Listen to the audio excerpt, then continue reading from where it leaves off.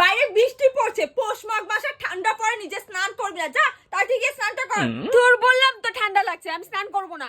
আরে বাবা, তাতে গিয়ে স্নানটা কর, আমি গরম গরম খিচুড়ি বানাবো, স্নান করে এসে খেয়ে নিস। কি গরম গরম খিচুড়ি? দাঁড়াও আমি এক্ষুনি যাচ্ছি। মা, স্নান করে নিয়েছি, তাড়াতাড়ি গরম গরম খিচুড়ি দাও, খাই। খালি খাই খাই খাই, যা গিয়ে এক ঠাকুর দিয়ে আয়। যাচ্ছি।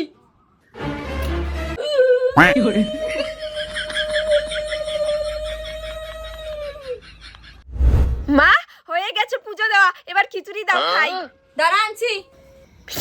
গরম গরম খিচুড়ি খাবো। এই নে, খেয়ে নে। হ্যাঁ দাও। এ কি, করলার তরকারি আর ভাত?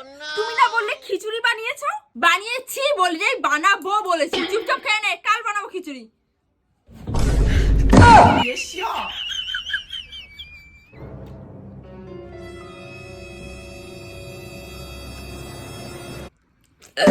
কি হরে